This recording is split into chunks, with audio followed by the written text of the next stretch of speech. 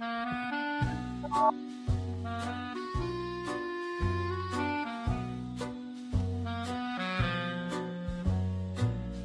the shadows of the mind where secrets hide,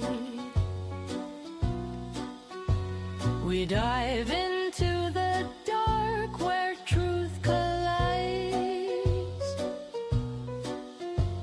Forensic minds unravel the twisted thread. True crime tales from the living and the dead. Why did they do it? To help, for love, in anger or insane? Who will remember them? Who is to blame? The victims deserve justice. The guilty should be until the end of time.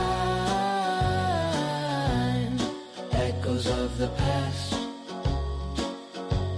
in every crime. All right, everybody. I hope you guys are doing incredibly well. Me, myself, I'm doing great. Really, really great.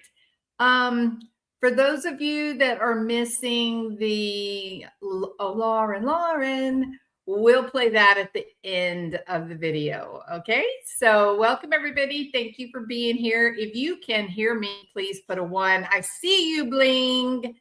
How are you, Donna? Jill, welcome. I can use a dose of distraction. This is a good surprise. Wonderful, Jill. I'm so glad. Army Female. Welcome, Army Female. So this is what you'll be doing to hold your channel up. Gossiping about what Lauren is doing. This is no better than 13-year-old gossips. Shame in you. Shame in you? Shame in you. I don't know what that means, Army Female, but you too, honey. You know what I say, Army Female? Never grow up. Never stop playing. Never stop laughing. So anyway, thank you for the view and the engagement, Army Female. That was a great help to my channel. Fancy Nancy, welcome, my friend. It is so good to see you. Bling, you're the winner today. You number 1, my friend. Number 1. I was so hoping you were going live today. Did you watch that video from Christina that I sent you? Yes, I did. All right. So welcome everybody. Lapis, welcome. Okay, so yes, indeed, Army Female, we are going to review this video with Lauren. Okay, so you may not want to stick around because I happen to be someone who, look, I disagree with what Lauren has done, okay? And I have also called out when I did think that she made a good choice or you know, well, how should I say it? Made a good choice, or what should I say?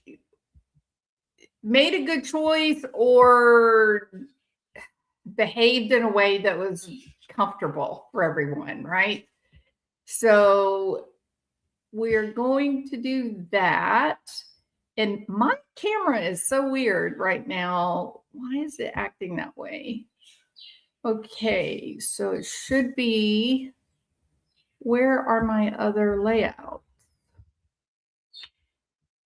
I had it all set up before I went live. Maybe it's here. No.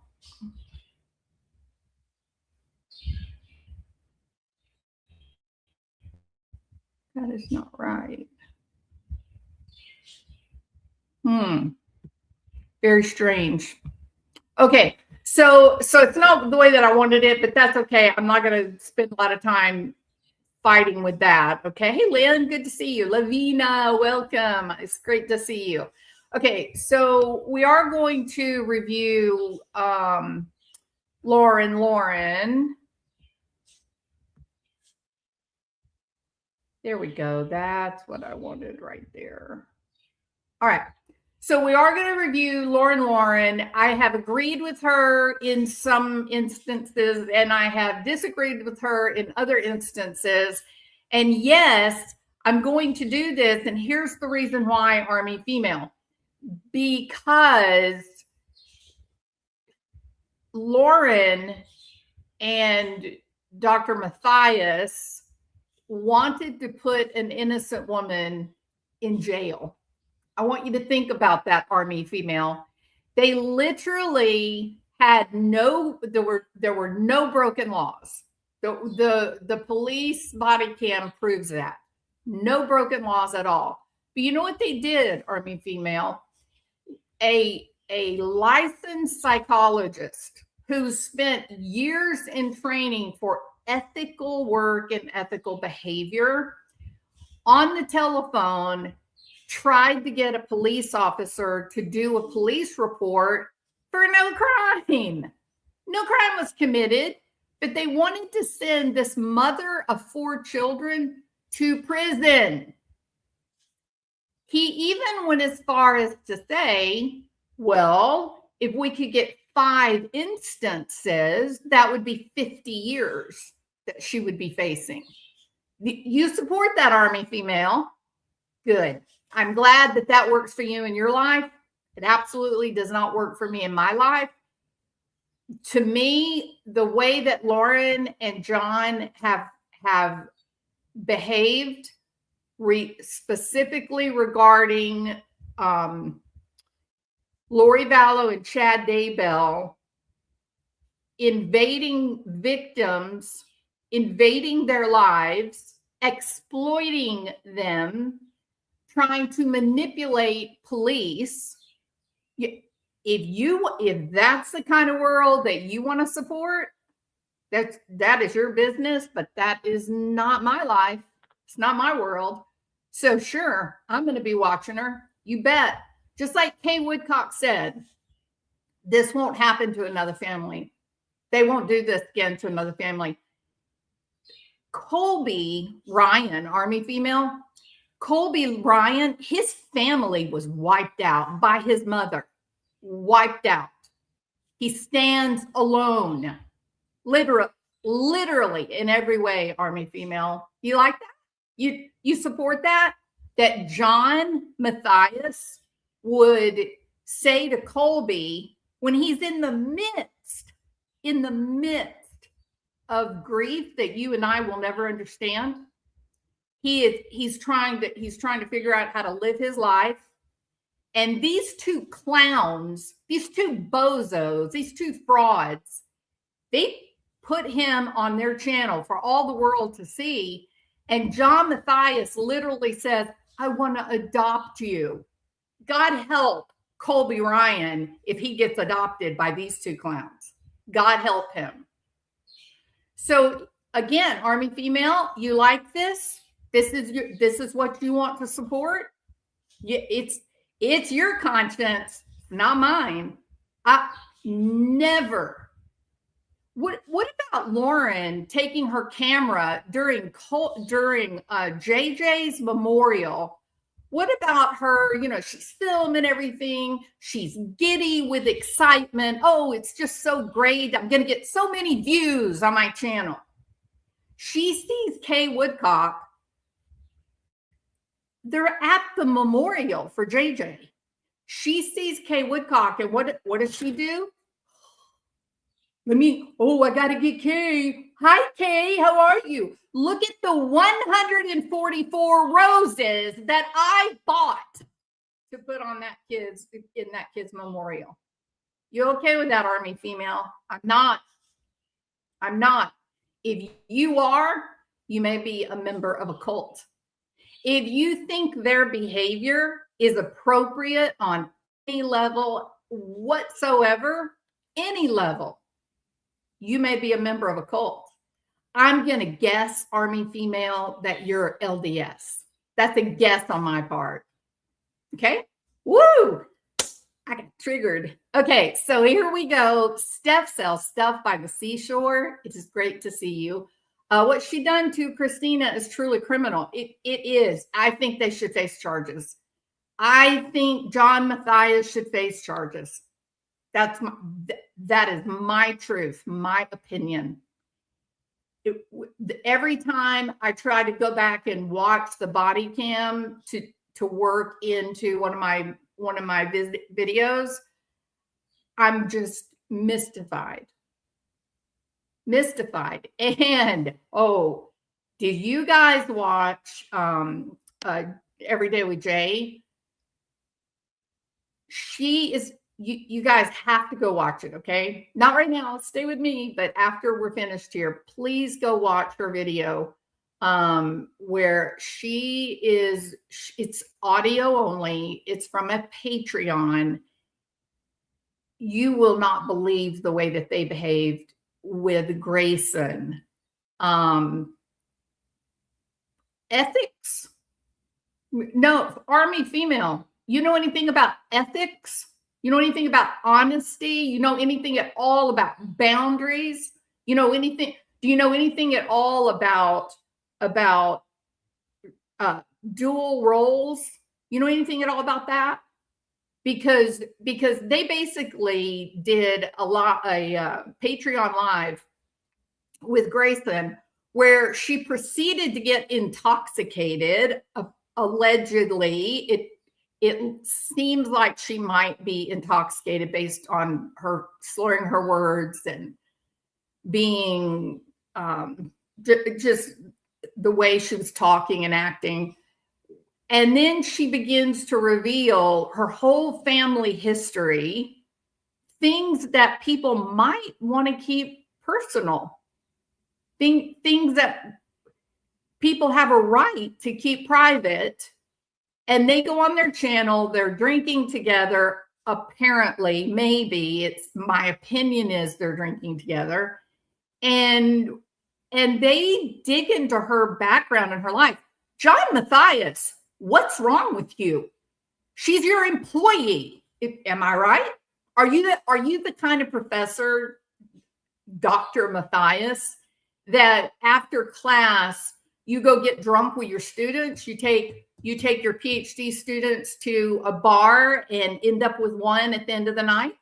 You think would that be okay, John? No, it wouldn't, right? Are you the kind of therapist that you work with someone and decide, oh, I think I'm in love with my client, it'll be okay, I'll commit my life to them? Are you that guy? No? Then what are you doing bringing an employee onto your channel, drinking allegedly, and then going into her whole background and history, including her grandfather that they didn't know about, who has schizophrenia? He was homeless along with his bunnies, and he was a dangerous, scary guy. And so that's why Grayson's brother is the dangerous, scary guy. You literally did that, John. It seems like to me, every time I'm ready to move on, away from this whole hidden true crime debacle and try to do something else, you guys just put up more crap. It's the most amazing thing I have ever seen, ever. I don't know what you're doing. Do you care about your license? Like, do you care about it? Yeah. So yes, Army female, I will answer your question. We, in fact, are going to continue to review Lauren Matthias and John Matthias as long as they keep behaving in an abominable fashion. So side chat, if you agree with reviewing hidden true crime as just a way to experience the true crime culture, put a 1 in the chat. If you disagree with reviewing hidden true crime, put a 2. And let's just see where we all stand. If you guys don't want to do it, fine, I'll do it on my own. And every time I see them do something that is nuts, I'll do a video on a different channel. So let's take a look, Army female, Let's see what people want. Okay? Y'all go ahead. There's your truth for you. I haven't put my one in the side chat. I don't know what to tell you, Army female.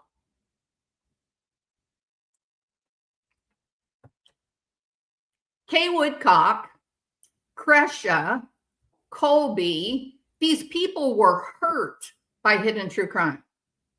Do you care? No, you don't care, because I know who you are. Nope, you don't care. You just want to keep making your money, don't you? Okay. All right. So the truth is refreshing. And I will tell you this, okay? You're going to get truth from me.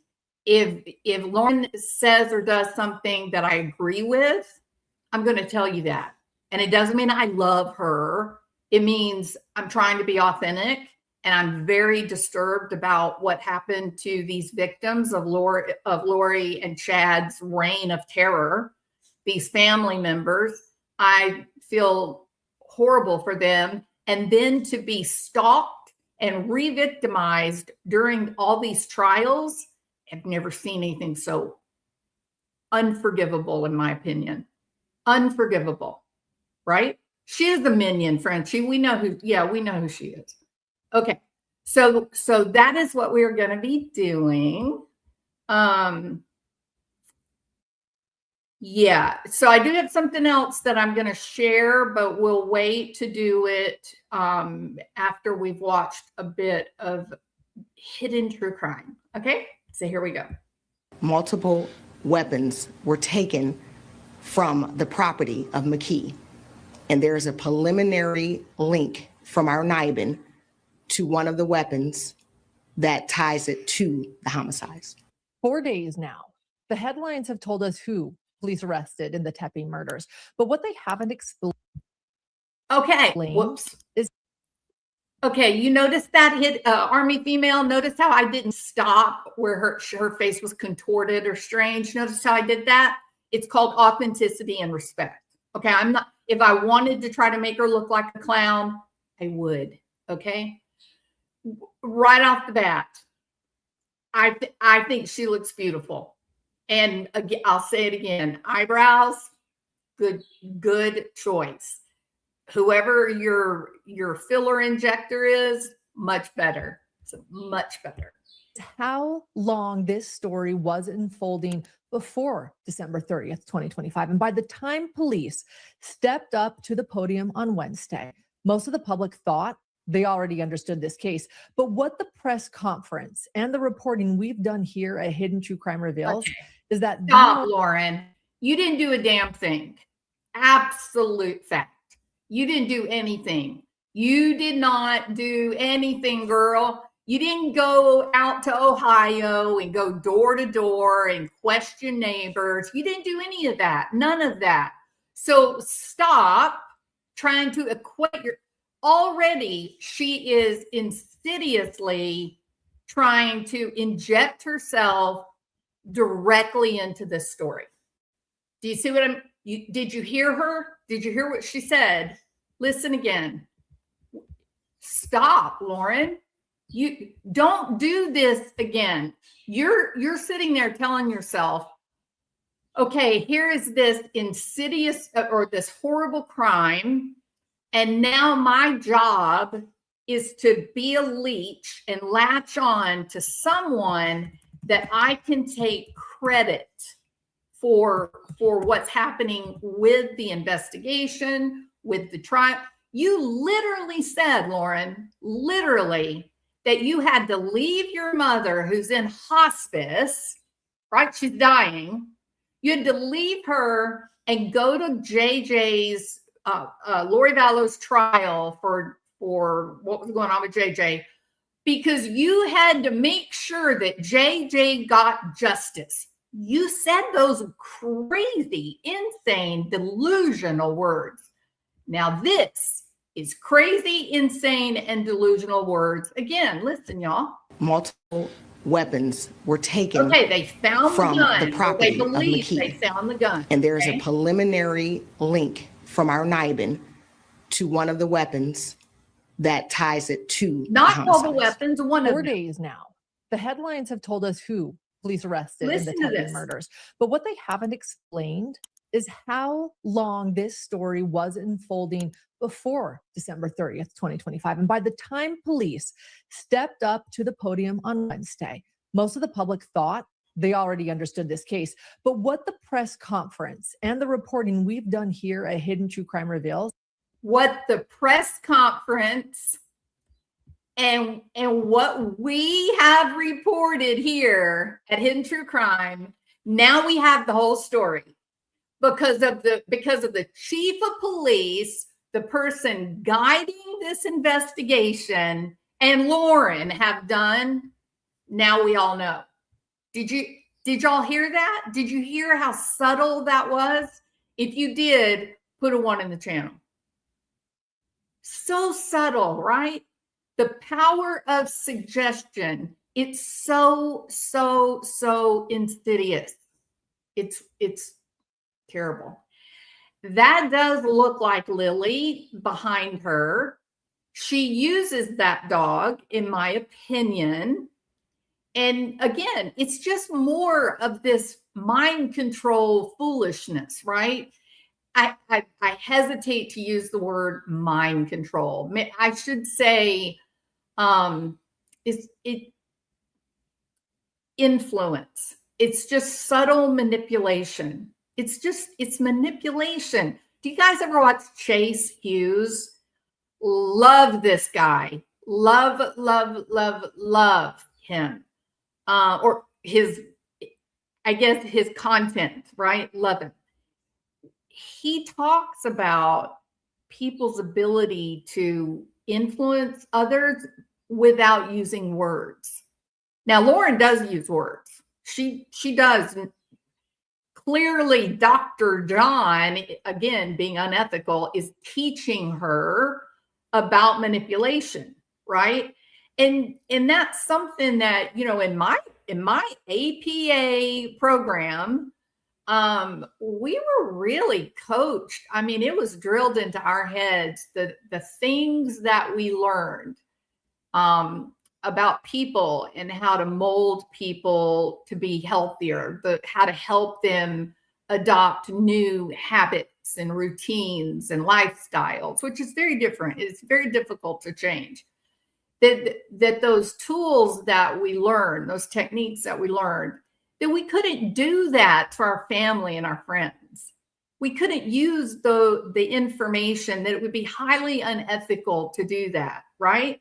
And if somebody in our family or somebody that, a friend or a coworker, if they were struggling, if they were having some trouble, my role is to say, hey, let's get to a great therapist or a great psychologist. And then I go back to being wife or friend or mother or daughter, whoever I am, right? That is my role. My role is not to start doing therapy with my family or friends. You want to know why? Because it's a dual relationship. There's also a power differential in that respect. So John Matthias and Lauren, okay, having Grayson on their channel, drinking, spending the night at their house, talking about things that could legitimately cause Grayson to be pushed out of her family. That if the family members did not like that she was revealing all of this sensitive family information, that they could say, we're done with this, Grayson. We don't want to be content on somebody's YouTube channel, especially a YouTube channel with 300,000 subscribers. We don't want any part of that. We're going to need you to stay away. That's exactly what happened with Prince Harry and Meghan Markle. They were wearing microphones when they would go in and talk to the Queen. they were trying to collect information that they could then monetize and say, oh, look, we've got the inside track on the royal family. And Prince William, as it has been reported, Prince William, the Queen's brother, there were a lot of people in the family, and they were just like, we can't even have these people over for dinner anymore. We don't have the ability to speak freely because Harry and Meghan are listening. So this is a real thing that people go through. No, my family is clear with me. Don't put me on your channel, right? That was clear. And so they bring this is an employee, and she's not any employee. She's a kid. And you're going to say, oh, God, Jules, that's so silly. She's an adult. Yes, she's a legal adult. Yes. But what about the power differential? What about the power differential for a 24, 26-year-old woman and a doctor of psychology, an old fart? It's extraordinary. The power differential is extraordinary. What it does is it gives John Mathias the power to manipulate Grayson. And Lord knows we've seen he's a manipulator. He is not too worried about the truth. You know, he and Lauren present themselves in a way that says, I'm an elite. We don't have to follow the law. The law is for us to use to hurt people we don't like. Right? They even did that to Christina. I can't even imagine how terrified that woman was. Listening on body cam, John Mathias saying, if we could get 5 occurrences, that could be up to 50 years. I cannot imagine what this young woman experienced. So they're making some very peculiar choices.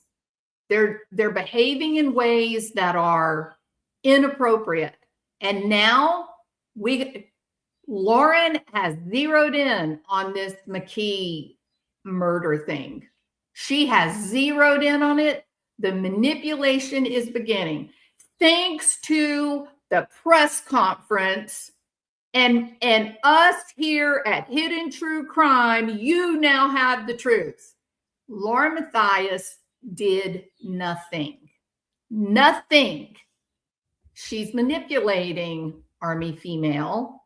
She's molding you. You may be a part of a cult if you're okay with weaponizing the law against people that are just putting their opinion out. Is that the most important parts of this story weren't happening on the day of or after the murders. They were happening. Did you hear what she said? This is so crazy. Here's what you should have said, Lauren.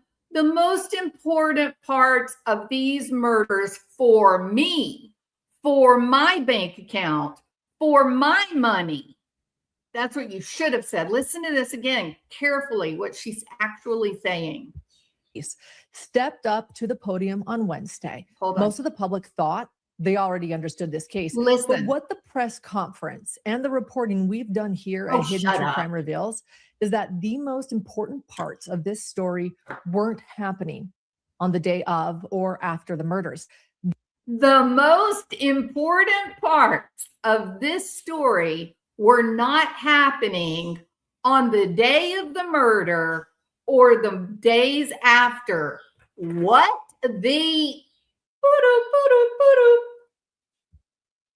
you say?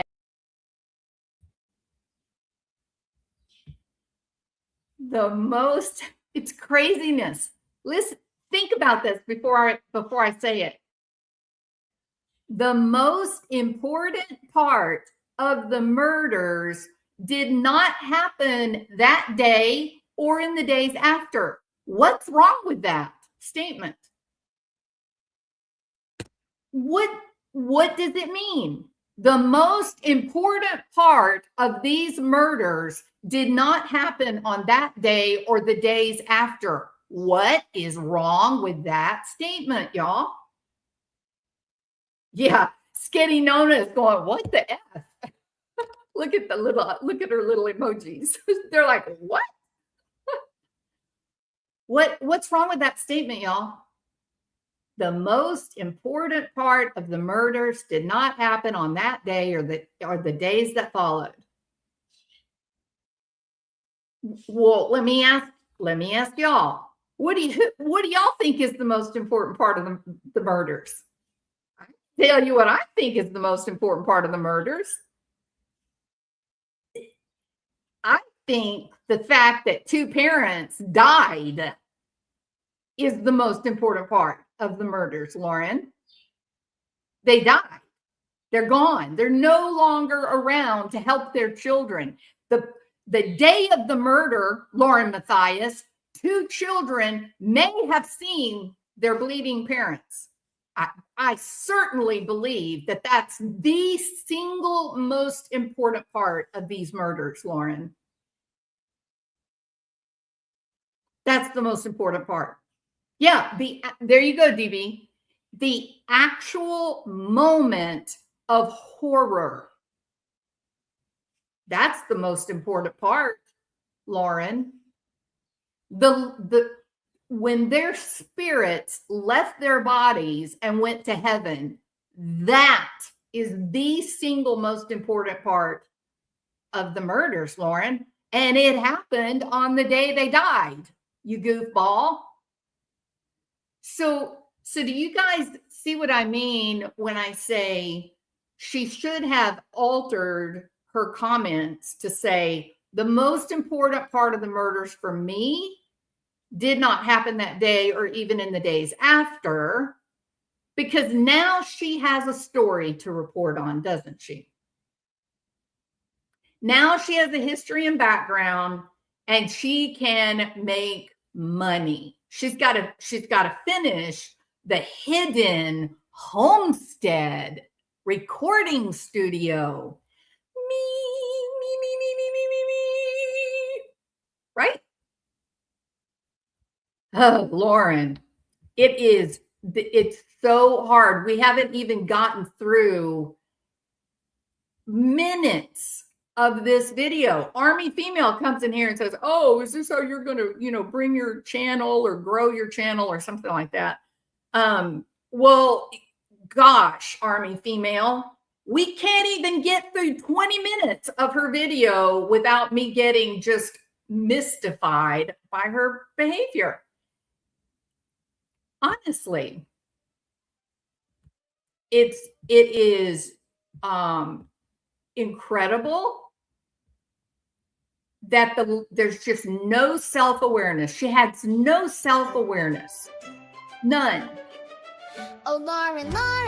The most important part of the murders didn't happen on that day or the day after. Paper, one wrong word and poof, you're a vapor. I don't know, Lauren. I don't know, girl. You need to do some reflecting. You need to maybe get yourself a journal, Lauren. Why don't you do a little journaling and do a little soul searching and figure out if the victims of all of these crimes are real people? Because I don't think you look at them as real people. I don't think you look at them as real people at all. But then why would a funeral tourist, why would they look at human beings as real, right? The only thing that you really care about are the people that are now gone. I mean, it makes sense. A funeral tourist is a funeral tourist. They were happening years before, hidden inside a life that was slowly unraveling. But we're going to break it all down here, all of it. Today, we're pulling back the curtain on not just what police confirmed, but what they are carefully avoiding saying, and the unsettling details about Michael McKee's life that only came into focus after Spencer and Monique Tepe were killed. And some of what we're going to talk about today, including what police still won't explain, raises questions that are hard to ignore. And I think that you'll agree. Stick with me. Now what are we going to do here? We're going to do this weird intro. Chief Elaine Bryant opened by making it clear This is still an active and ongoing investigation. Detectives are still going through evidence, tips, and videos. We can't speak to all the specific details related to this case, so we don't want to jeopardize the property of McKee. And there is a preliminary link from our NIBIN to one of the weapons. locate and detain him without incident. Another reporter tried to narrow comment on motive, explaining that it is part of the ongoing investigation and something that will likely come out. Murder weapon that has potentially been identified. After those statements, Chief Bryant opened the floor to questions. A reporter immediately asked about. Now, in this part of the video, all she's doing is she's just saying exactly what happened during the press conference. She's just giving like an outline for what happened within the press conference. Comment on motive, explaining that Which is it is good part reporting, of the right? ongoing investigation and something that will likely come out later through the court process rather than through any media. Another reporter asked whether investigators found additional evidence at Michael's residence in the Lincoln Park area. I have the same partnerships, and that Michael was taken into custody by ATF, or also known as the Federal Alcohol, Tobacco, and Firearms Agents. Thank you for that, It's Lauren. interesting. Very close to his place of employment in Rockford, by the way, is where. See, I have a problem with that, okay? But this makes it sensational, right? Now, this is already, don't get me wrong, this is a sensational story. I do think that this could, I think as this grows, unless he makes a plea, and I don't have any idea, like I have no opinion at all on whether I believe he's going to try to plea or go to trial. I just don't know. But if it goes on to a trial, let's say, I think it has the potential. I think the story itself has the potential to be a huge story for 2026, 2027. One of those stories where, we recognize that all the players and we begin to know all their intimate detail, historical details and such. I think it'll turn into another Kohberger, Barry Morphew, Lori Vallow, Chad Daybell. I think it may do that, right? So, and that's why, Lauren knows that too. These stories that blow up, they have certain elements. One of the elements, in my opinion, that causes some of these stories to really blow up is that they have mystery. There's a mysterious, unanswered set of circumstances. And we definitely have that in this case. The case being that, Dr. McKee came unwound. He did before the murders. There were a lot of signs that this guy was a big problem. Now, I think what we haven't learned if there was anyone who was trying to sound the alarm. If there was anyone who was saying, hey, Dr. McKee probably needs to get some help. We need to do something. We don't know that yet. And one of the reasons I think that we don't know if there was someone who was trying to sound the alarm is because people have a tendency to point the finger and blame, right? And I don't think we should do that. If there were people that were trying to say this young doctor probably needs some intervention, probably needs some help, let's make that happen, I think we should look at those people and thank them that they had awareness and not say, oh, well, if you knew something, it's your fault that he carried through. No, that's not the way it works. I think because people tend to blame so quickly, I think there's a lot of people that privately will have been saying he's unwound, he's going off the rails, but would never call and try to get help for him, have him committed. I just think people are too scared of being blamed, and so they keep their mouth shut. I was very surprised when I began working. I was really surprised at psychologists who would say they were scared to call CPS. And I would say, well, you that's part of your role. You're a mandatory reporter, and you could be in a lot of trouble if you don't report.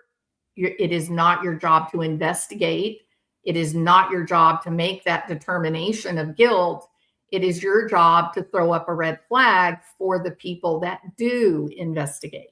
That's all you're doing. You're not getting someone in trouble. What if there is a child that's in danger and they do need protection? Our job as mandatory reporter is just to put up a flag and say, hey, you may want to look over here. This house seems to be having a little bit of trouble. This kid might need some support. And I, the way the story is unfolding regarding Dr. McKee, 3 to 6 months before the murders, he was doing all of the red flag behaviors. So it will be very interesting. Hey, Mama Bear, good to see you. It'll be very interesting to see how the story unfolds if it continues. If he takes a plea, that will be the end of any information coming out. But Lauren says, oh, he was caught near his place of employment. Lauren, you're supposed to know everything about this story. It's your role, Lauren, that you got the truth out to the whole world, didn't you, sister? You got the truth out. So if you got the truth out, why are you lying? So there's lies of commission, there's lies of omission. She committed a lie of omission. She makes the story exciting by saying, oh, he was arrested near his place of employment. Lauren, how long has it been since the man's been at work? Come on, you can do it, Lauren. How long? 3 months. He hasn't gone to work in 3 months. 3 months before the murders, he just stopped showing up to work. So all the doctors, all the nurses, the front office staff, everybody said, where's Dr. McKee? What? We have his patients here. What are we supposed to do with them? Let's get him to another provider. He's not answering the phone. I went to his house. He's not answering the door. We don't know where he is. He just quit coming to work. He didn't call us. He didn't give us a reason. He said nothing. So take his patients, move them over to a different provider, and we will move forward. And whatever's going on with him, I wish him the best. He just stopped going to work. But here's 3 months, Cinnamon. He was a ghost for 3 months. He about 6 months before the murders, he just walked away from his family. I'm talking about like his mom and dad. No contact.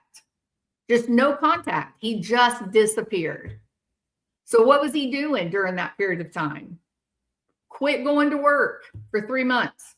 Was he spending all day following Monique around? Or was he just hanging out in his apartment alone, feeling really lost and disconnected? What was he doing? We don't have that answer yet, but here's what we do know, that Lauren Matthias didn't fully inform because it's more exciting her way. Oh, he was arrested at the place of his business. She has promoted a narrative. Even though she's very beautiful, she looks very beautiful. She's got that cashmere pink sweater. Oh my God, it is luscious. All right. Perfect sweater. Perfect sweater. very beautiful, very soft, very presentable. And then she says, promotes this idea that Dr. McKee went and killed his ex-wife, who they had been separated for 8 years, went and killed his wife, and then went back to work as if nothing was wrong. That's the narrative, and it's bullshit. Excuse my French. Oui. Okay. It's not true, is it? Frenchie says, said that the court clerk accidentally sent out a doc. Oh yeah, I saw that about the divorce. Yeah, crazy stuff. Yeah, so scary. So Lauren is not telling the truth. Okay, she's presenting a story that's much more interesting. Same thing with Kohberger, Brian Kohberger.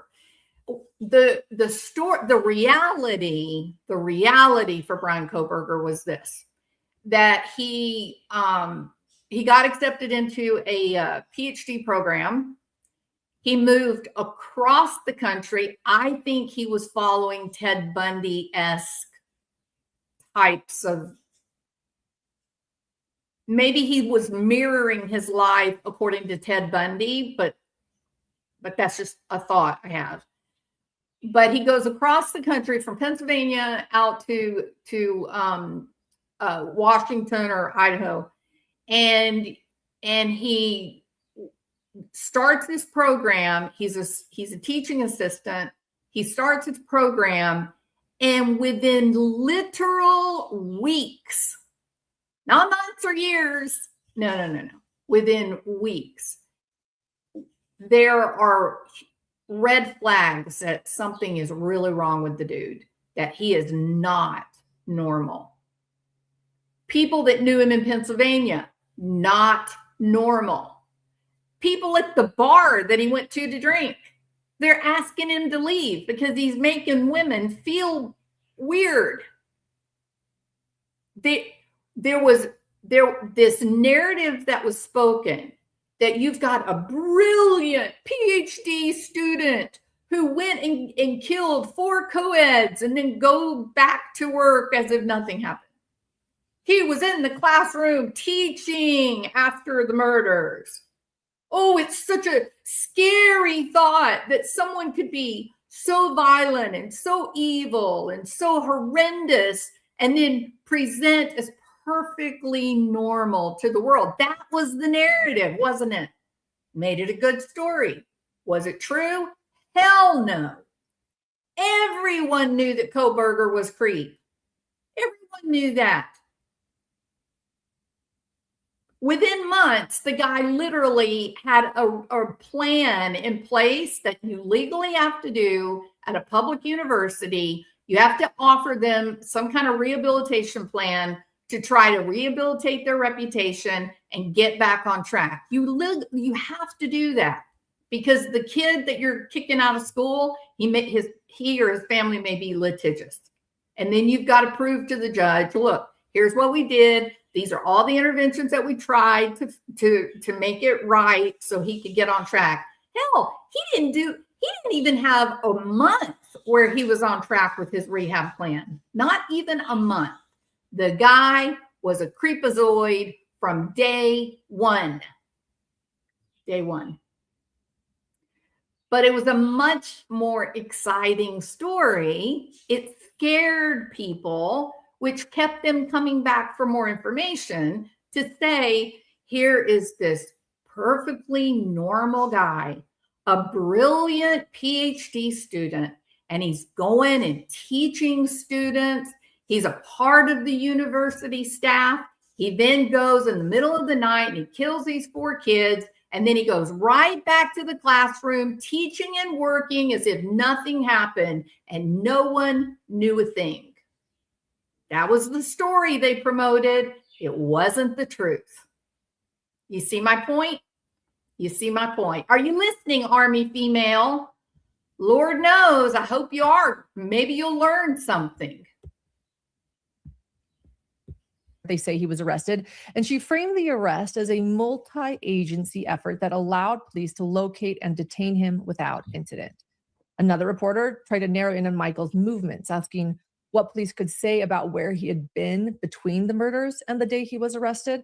Again, Chief Bryant declined to provide specifics, but she confirmed that investigators do have evidence that places Michael at the scene during the time the homicides occurred. There were also questions about how Michael entered the Tepe home. I have that question. Another question I have, especially since police, they previously said there were no signs of. Lauren, you're not an investigator, girl. You're not. You're not a family member. You're not a friend of the family. You are exactly like every one of us out here. We are consumers of information that people like Brian Enton go and get. Brian Enton stays on an airplane and he goes to these towns and he talks to neighbors. That's the truth. Forced entry. Well, Chief Bryant also declined to answer that as well, saying they are not yet able to discuss how entry was gained. But it sounds like they do likely know. And a particularly sensitive question came next about whether the children. Okay, I'm not going to. We're not going to do that. Stop it. That tradition being worked out. Then came another key question: what kind of weapons were recovered? She confirmed again multiple weapons. Okay, why are you saying that? Why are you saying, oh, multiple weapons were found? They retrieved multiple weapons from Dr. McKee's house. Does it matter? It is not illegal in the United States of America, Lauren, to own firearms. It's not illegal. I have a pink chrome handgun. Where is it? Am I carrying it around? Am I hurting anyone? Oh no! Oh, it's in the safe. Oh, okay. It's not.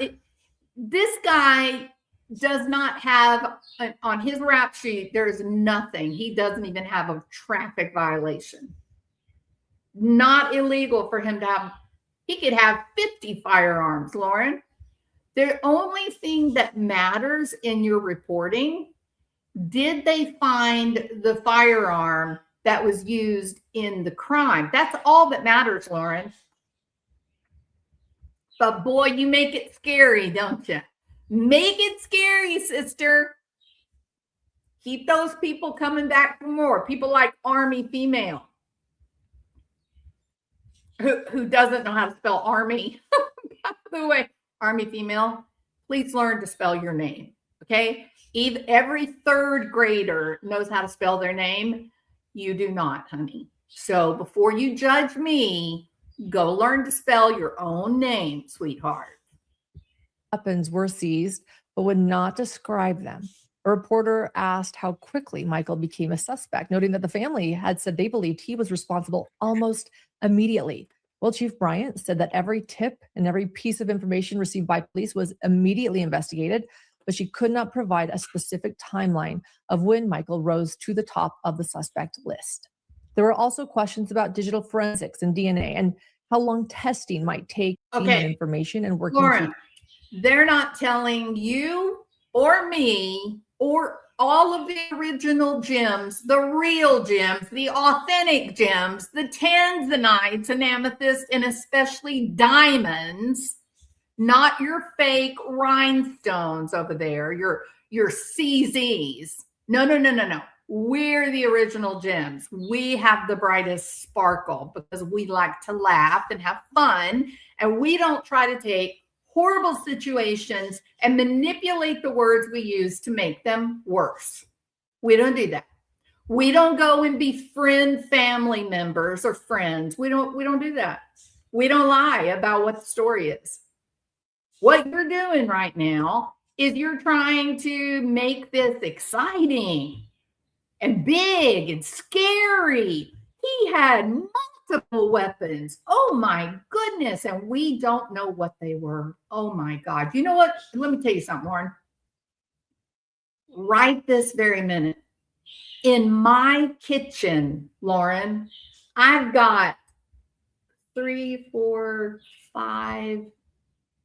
I got 6 knives that could cut your arm off with one swipe. Those are weapons. Are you freaking out about that? Why don't you report how many guns he had, how many sharp knives he had? Oh, maybe he owned a hatchet to go cut down trees. What's wrong with you? Shut up. Report the facts and leave it alone. Oh, well, I guess I ought to say report the facts accurately. Now there is, yeah, right there. Accused of, but because of what was quietly happening in his life, more Bryant confirmed person of cycle and reports incidents to them. And Chief Bryant stated that police had no prior reports on record and no documented information, not just because of what he's. That picture. Take a look at that. I mean, that's a very nice fish. Okay. Look at the dude. You see him, right? Do you think that looks like the guy they arrested? Hold on, let me put something else up. Okay. That's the same dude. What do y'all think about that? If you think that's shocking, how different he looks, put a 1. Jules, please. John still has the cork on his fork. He has a cork on his fork. That's funny. That is so funny. Thank you for that. I love that. Yeah, Dr. John is the guy with the cork on his fork. That was great. That was very nice. Very well done, my friend. That was wonderful. Okay. You don't see a picture? What do you mean you don't see a picture? Why are you not seeing the picture? Oh, okay. So you do see it. Okay. Thank you, Cinnamon. Sorry. Cinnamon, when you talk, I listen. Like anything you say, that's golden to me. So when you say something, I'm like, oh my gosh, what's happening? Okay, he put some weight on or off. It's not weight. That is not weight. Look at the bottom of his chin. There's no fat there. That is not fat. Yeah, he looks dramatically different. Okay, hold on. Let me show you something.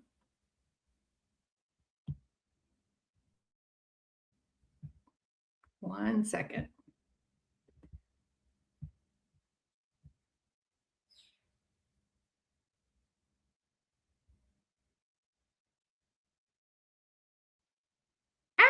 Where did it go? Hold on. I'm gonna have to. Something happened and my thing's gone. Hold on. Give me 1 second. Let me pull it back up. Toes all sore and red from folks stepping on them. Now you're crying in bed. People are mean. You wail through the night, but you swing at victims' kin. What a sight from YouTube throne. Queen Lauren's so grand. Now cast to the peasants with pitchforks in hand. You dish out the drama, true crime with flair, but cross your highness, oh beware. Family members grieving, you pounce like a cat, claws out and hissing, imagine that. Okay, we got it. Sorry about that. Okay. So this is the screenshot that you were just looking at, okay? So what I did here, I may want to make that a teeny bit smaller. Okay.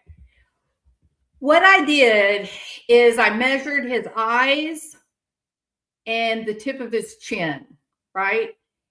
Now, does he have his on the booking photograph, does he have his head up a little bit? Yes, because you can see his nostrils in this picture, but the wedding picture, you cannot see his nostrils, right? But I wanted to put them side by side because it was so shockingly different. And so right where it is, look at his ear. Even his ear is very, well, I've actually got this a little bit too big. Hold on. Give me a second.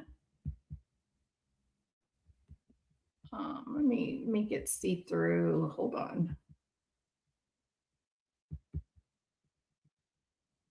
Okay, so putting his ear over his own ear, that's exactly the same size. And then his eyes are perfectly matched. Okay, so we're pretty close right there. And that's exact right there. Okay.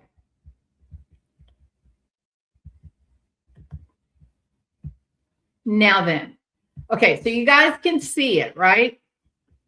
If you look at these two pictures together, is it your opinion that they look the same, or do they look so, like, dramatically different?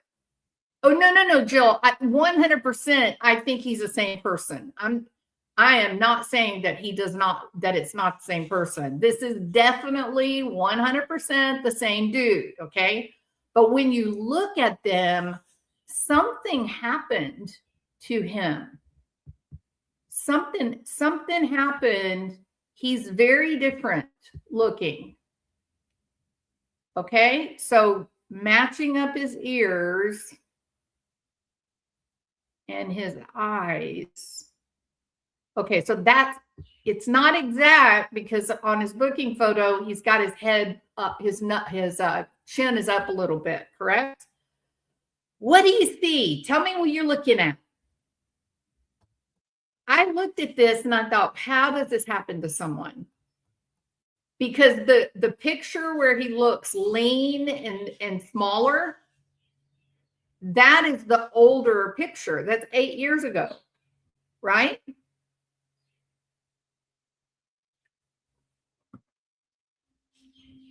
What do you guys think happened?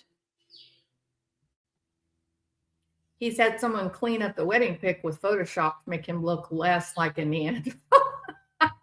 Midlife. He's on testosterone. Who said that? Carpenter. Yeah. All the signs are there, aren't they? All the signs are there. That's right. Yep. Who else have we seen in the true crime media? Thank you so much, Carpenter in Florida. Appreciate that. Who else have we seen that has this jaw? I should have a picture here in my uploads. Let me look. Hey, Lauren. Toes are sore and red. Folks stepping on them. The original pictures of Barry Morphew. No, maybe I don't have those. I may have deleted them all.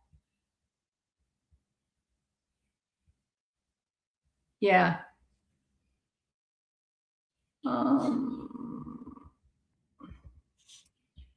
Going back years. Here's one.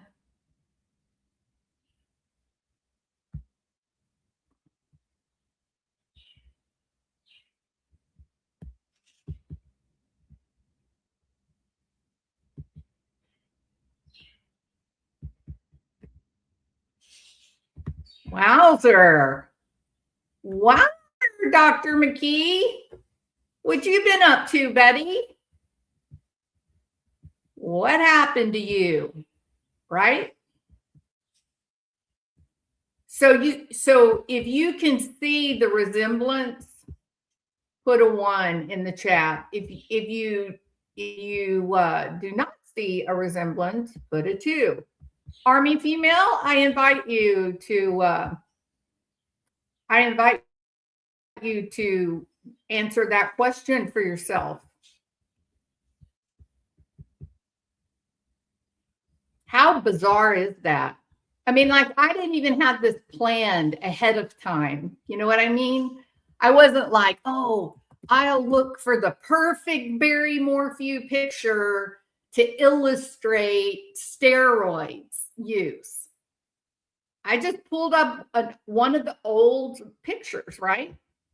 But what do you think about that when you look at them side by side? Is what somebody going to come and say, oh, well, maybe they're related? Hell no, they're not related.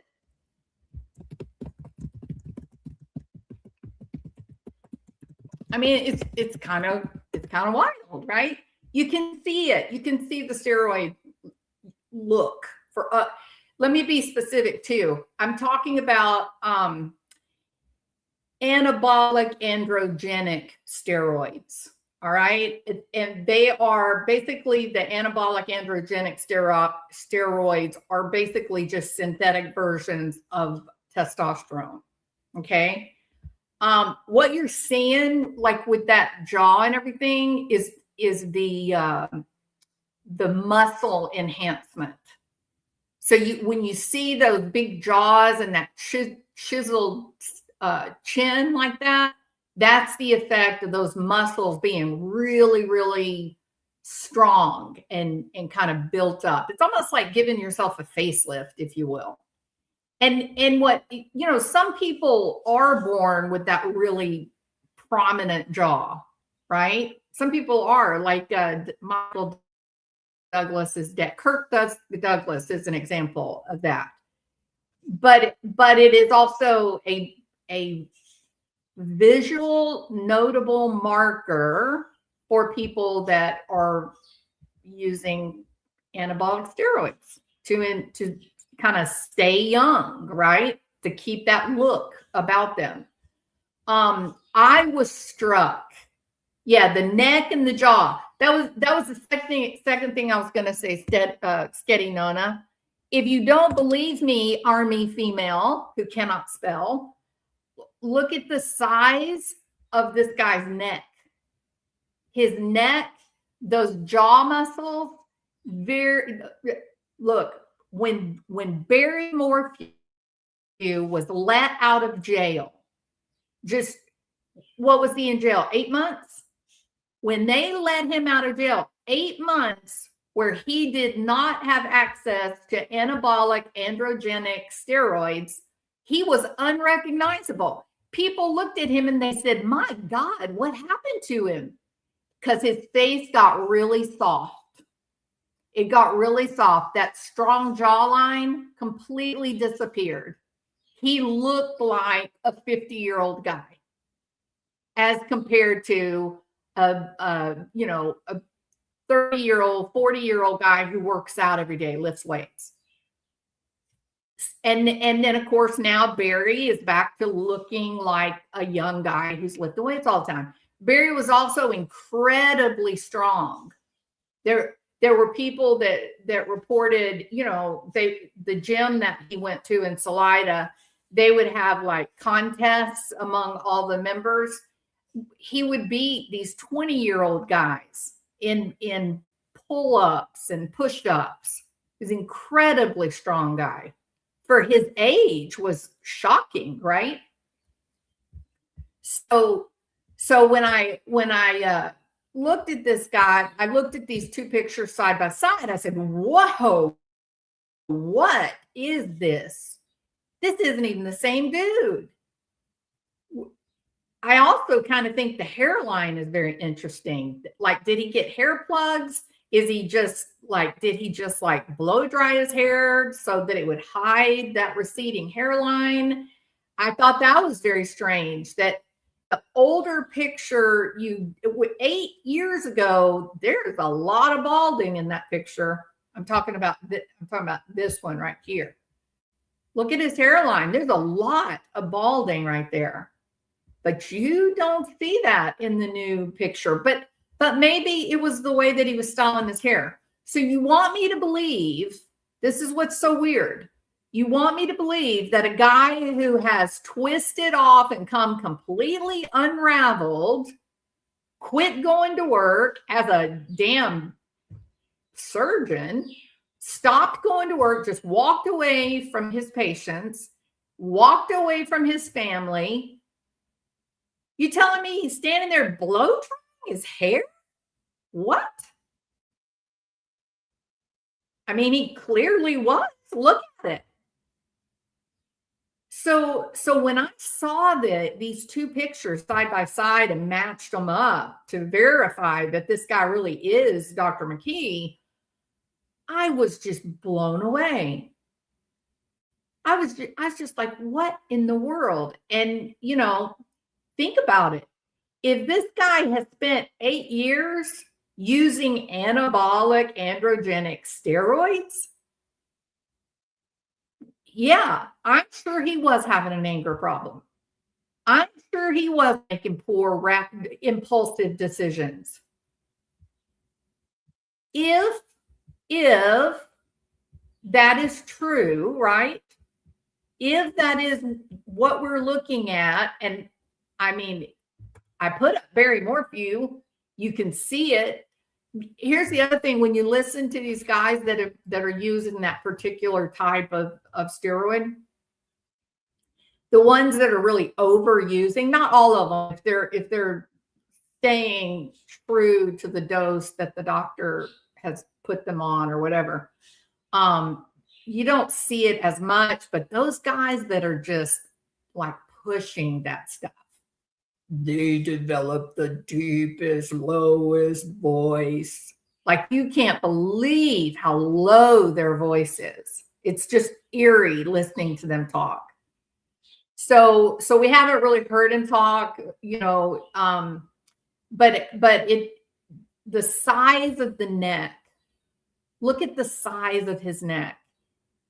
Now, in misuse of anabolic steroids, you can see a really, really rapid increase in muscle mass.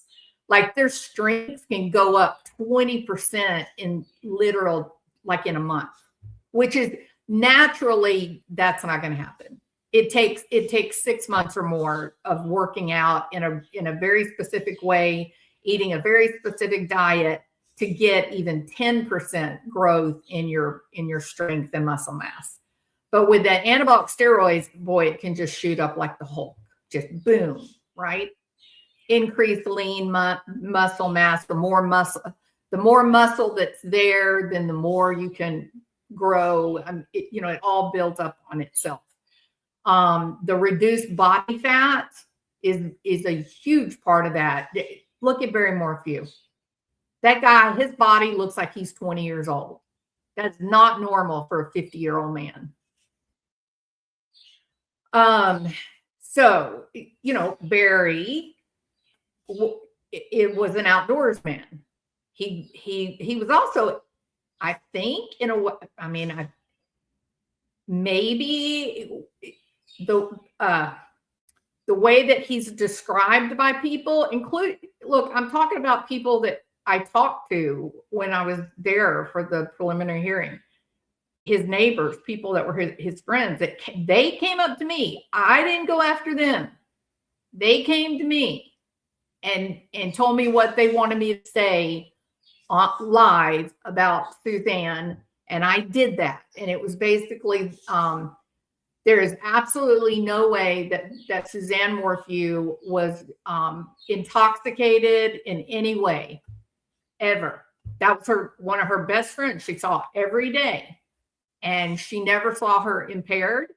And that when she heard Barry claiming this pill abuse and alcohol and buying drugs from, I don't know, some kind of Dr. Timmy or some crap. I don't know, some weird THC Timmy maybe was the name. That when she and her husband, they saw Suzanne every day. They tried to socialize with both Suzanne and Barry on the weekend. And Barry, he would come and not talk. He was very standoffish.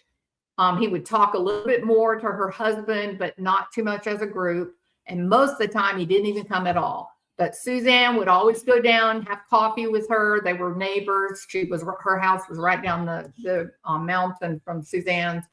And she said that when she and her husband heard Barry saying that she was being intoxicated and she was misusing her pills and all of that stuff, that they agreed, they believed that he had done it.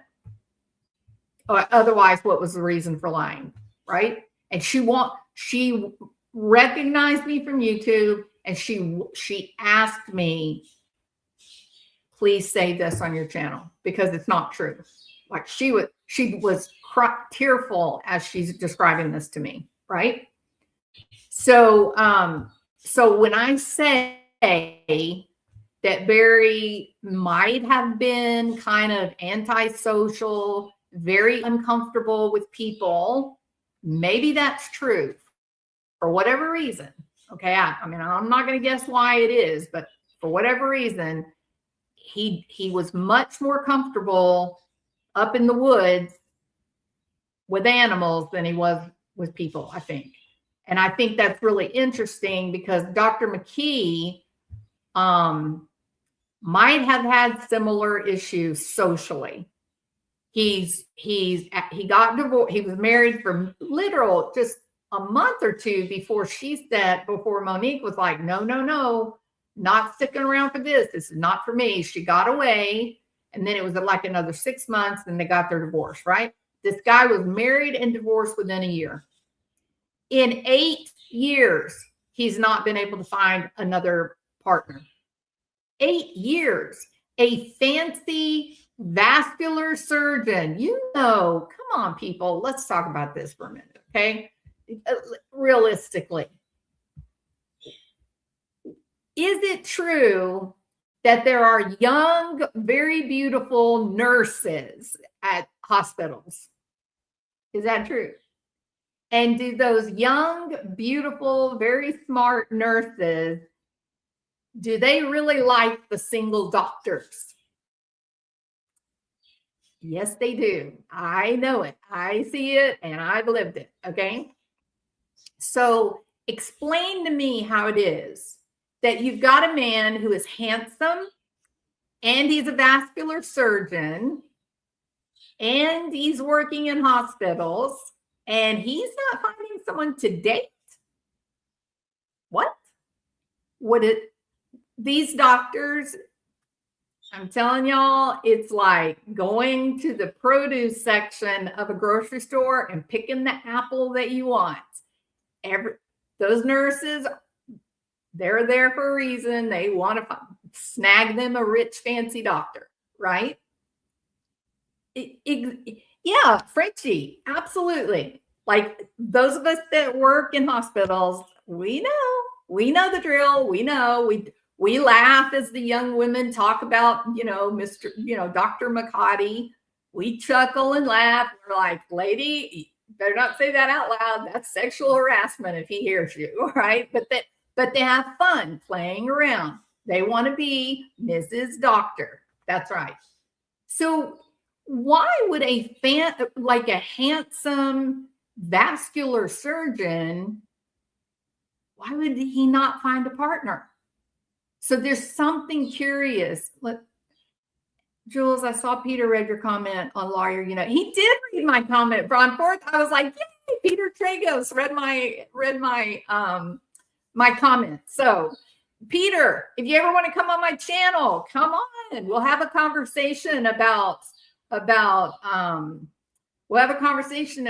forensic psychology and the law. Okay.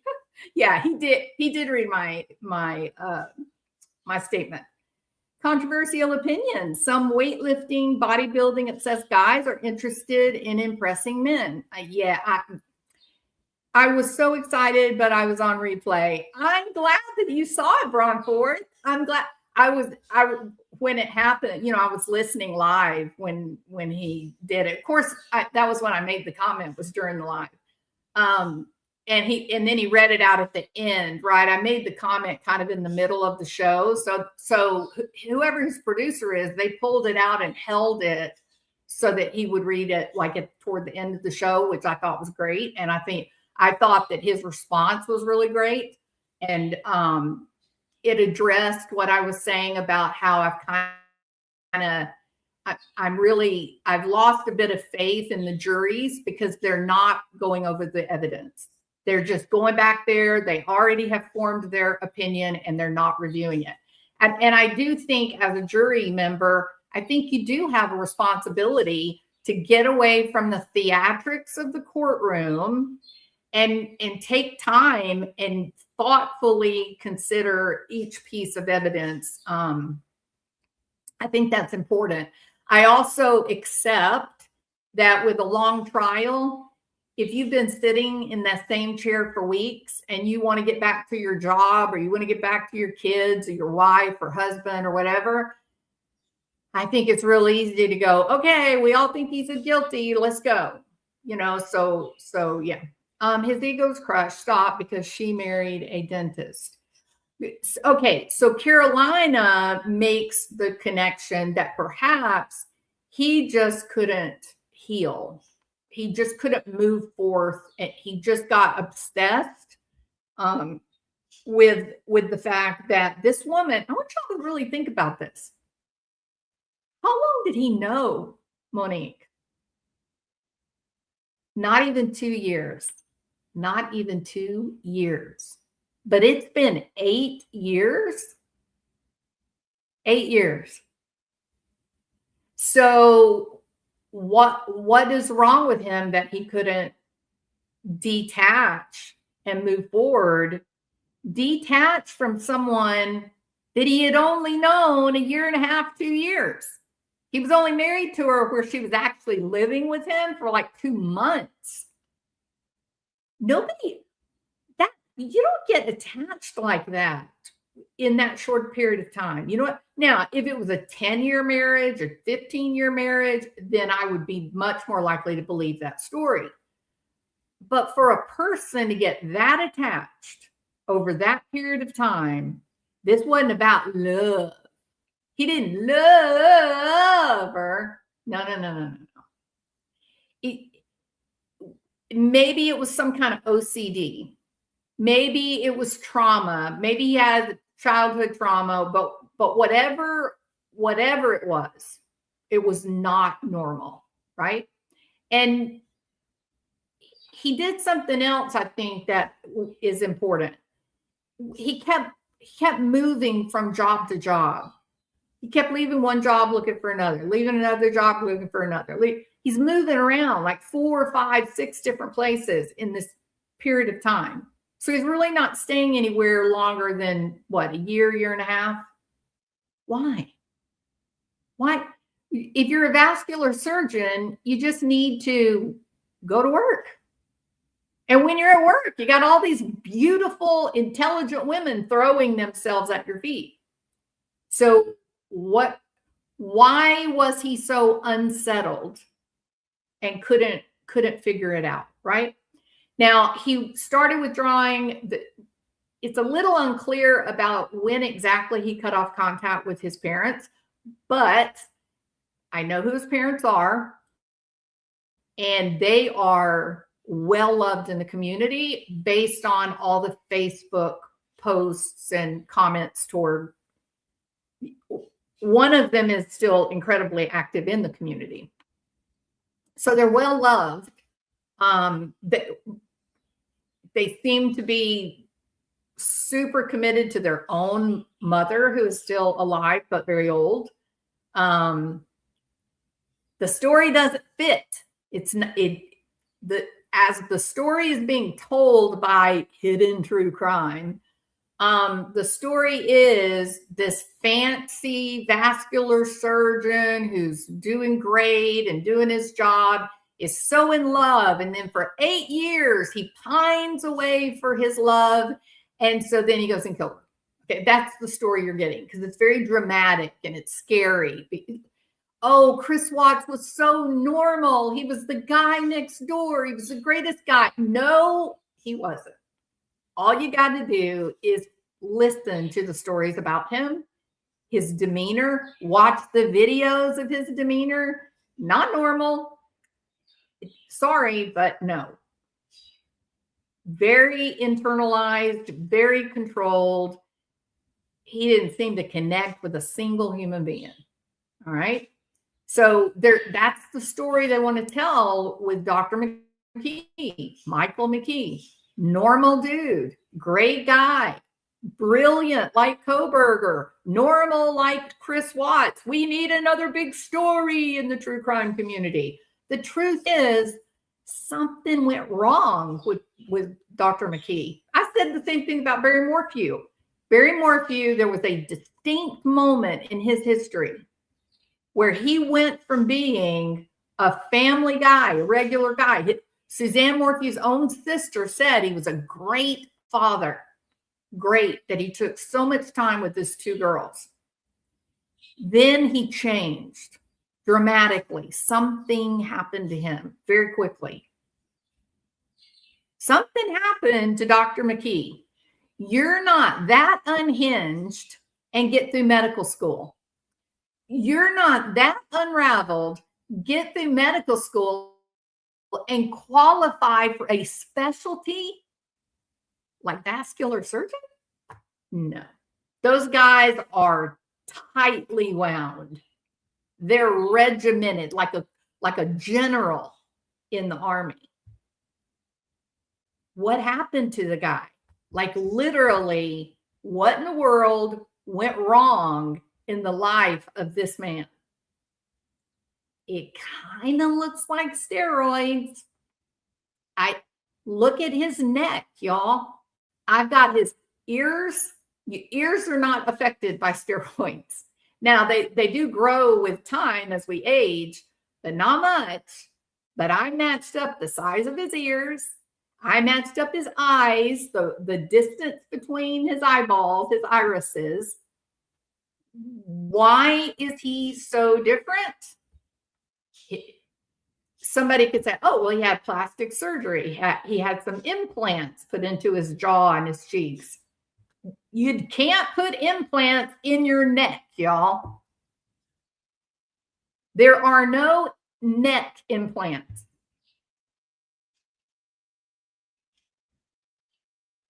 So is that what it was? Did he in some way interpret that if he looked a certain way, then his wife would want him? Or did he just get in with a group of guys who were also using it and they were like, hey, you ought to try this when you're working out. I think you'll like the effects. Maybe that's what happened. Maybe he was depressed and the moving around from job to job would suggest something like that, right? It's not a certainty, but people that get depressed, they are looking for something and they will change jobs quite a bit and whatnot. So maybe he was a bit depressed and he thought, well, my age, yeah, I probably need testosterone replacement therapy. And then when he started getting the hormone replacement therapy, he felt better. And so then he began using more of it. And it kind of accidentally got away from him and he was misusing it. Because let me tell you another thing about our good doctors out there. They know everything, y'all. And they legitimately, they are smart. Okay. Much smarter than me and you. They are smart. But sometimes they're very, very confident and they make some foolish choices based on their confidence, right? So if he was misusing anabolic androgenic steroids, and I mean, what do y'all think it looks like? The changes in his face, the size of his neck, what do y'all think it looks like? It's not swollen. It's hard, just like Barry Morphew did previously look when he first got arrested. And, you know, what do we know about fake testosterone?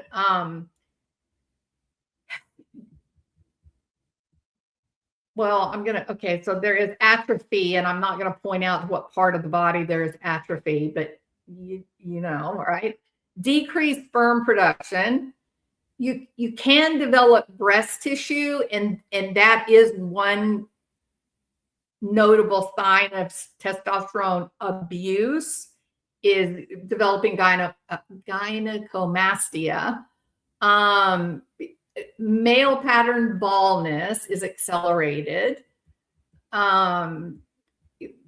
You do get like severe acne and oily skin.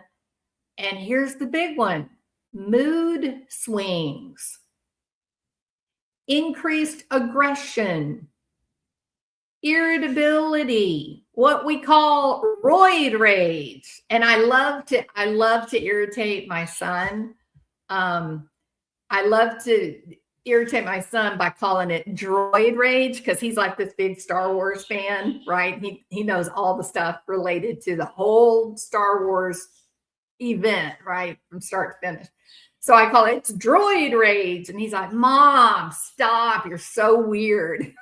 Okay, but yeah, so roid rage is, and man, these guys, I'm telling y'all something. When they get triggered, you will be in awe of how fast that anger flashes. I mean, it's just like boom, and it's in your face, and you're like, what happened? So what do we know about Chris Watts? Robbie, thank you so much. What do we know about Chris Watts and his lean muscle tissue, his weight loss, the chiseled features? What do we know about him? He completely changed, didn't he? He went from being kind of a soft guy, like he was like a dad. He had a dad bod, correct? Kind of soft, maybe a few extra pounds. And when he killed his family, he looked like, I don't know, he looked like a 18-year-old bodybuilder. It was wild, the change in him. And credit to the detective. The detective caught that and commented. He's like, wow, you're really looking different. You're really looking good. What's her name? Right? So why do these guys all seem quite similar? What about Kohberger? Tell me about Kohberger's body mass. He was incredibly overweight. Did he start using anabolic steroids to help him manage his weight? Because boy, he got very thin. Now he didn't look like he was lifting weights, but he got very thin. He had that strong, hard, jawline. Yeah, Chris Watts was pudgy, and then he was cut. Right when it happened, he was cut. Man, I meant they're dangerous. The steroids. Well, the steroids are dangerous, and unfortunately, if they abuse the steroids, the men that are abusing them are dangerous. Well, women too. Sometimes women that are lifting, they'll use them, and they pay through droid rage.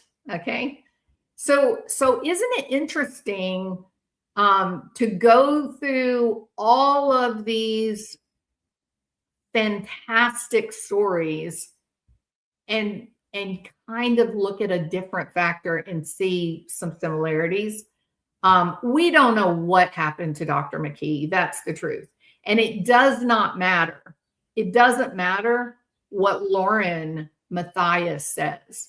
She is not boots on the ground. She's not in Ohio. She's not talking to anyone at this point. I think she will be. I think this case, the murder of Monique and Spencer, I think she will insert herself exactly like she did with the Lori Vallow and Chad Daybell reign of terror. I think she's going to do the same thing. And let's be fair, her recipe was quite lucrative. You can't ignore that. They're building a damn mansion, okay? They're naming their house. It's such a special house. It's got a name. I don't know. I didn't name my house. I had a nice house. I didn't name my house. Did you name your house?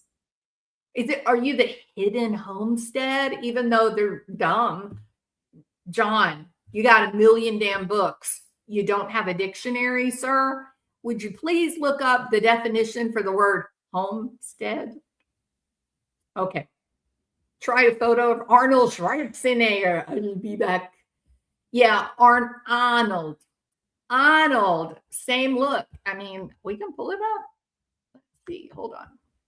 Oh, you know what I need to do as I'm making y'all wait, as I'm trying to find a picture of Arnold. Talks can't hide that frown upside down. Your kingdom's crumbling, you're losing your crown. Hey, Lauren, toes all sore and red. From folks stepping on them, now you're crying in bed. People are mean, you wail through the night, but you swing at victims' skin. What a sight! From YouTube throne, Queen Lauren so grand. Now cast to the peasants with pitchforks in hand. Once upon a vid, you ruled the true crime wave. Subs in the millions, oh what a rave. But thin skin and sore toes led to your fall. Now you're scrolling comments, ignored by all. Peasant life calls with no royal decree. Just Botox bills and reality TV. Hey, Lauren, pack up your crown. The kingdom's evicting, you're heading downtown. Okay, I got a picture for you guys.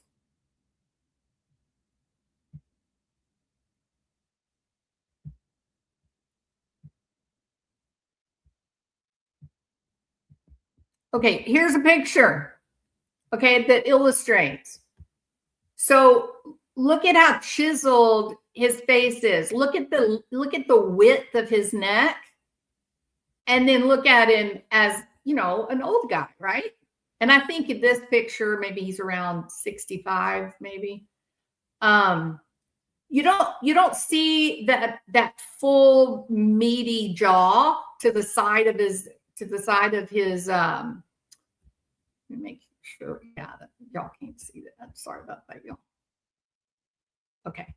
You know, if you look to the side as the old Arnold, if you look to his side, you don't see all that meaty, you know, strong muscle there. Look how thin his face is.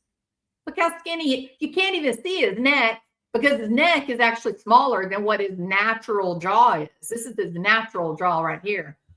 Look at the picture of him as a young guy. Look at the width of that jaw and the size of his neck. So, yeah, high testosterone, working out, huge change on physical appearance, huge. And hormones are messengers. They're messengers for the brain and the body. It's the hormones and neurotransmitters are the mind-body connection, right? So if the hormones are telling the body to grow more muscle, to let go of the fat, you don't think it's having an effect on mood? You don't think that those same hormones are making changes to the way you think? They have a huge effect on you. Huge. When you're doing a evaluation for dangerousness, one of the considerations is what kind of testosterone are we talking about here? Is this like a 20-year-old something that's going to get out and go out and reoffend?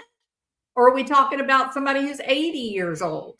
What's the likelihood they're going to experience a compulsion to go harm?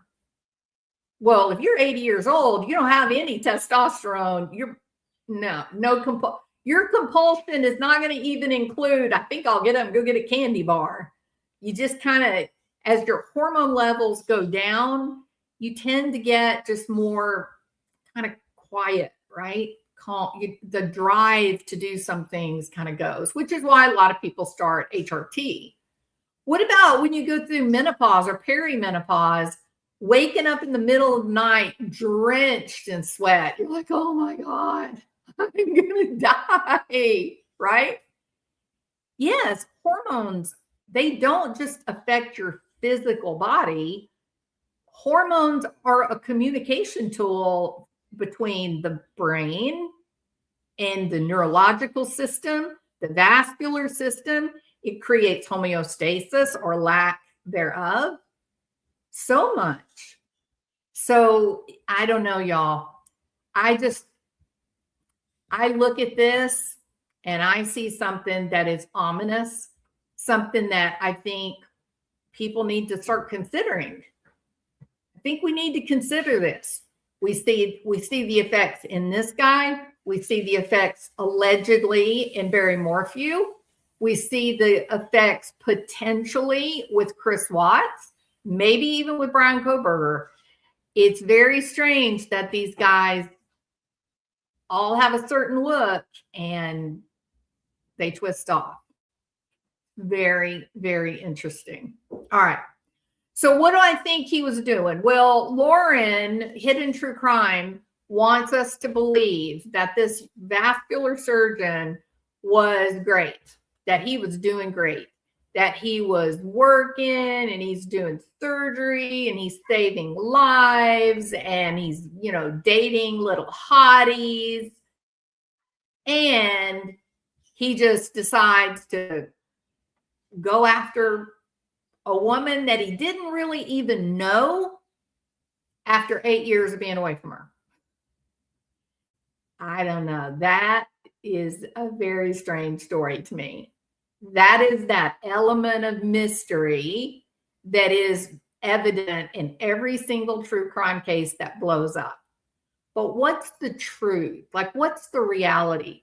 The reality is, I think, very similar to Barry Morphew.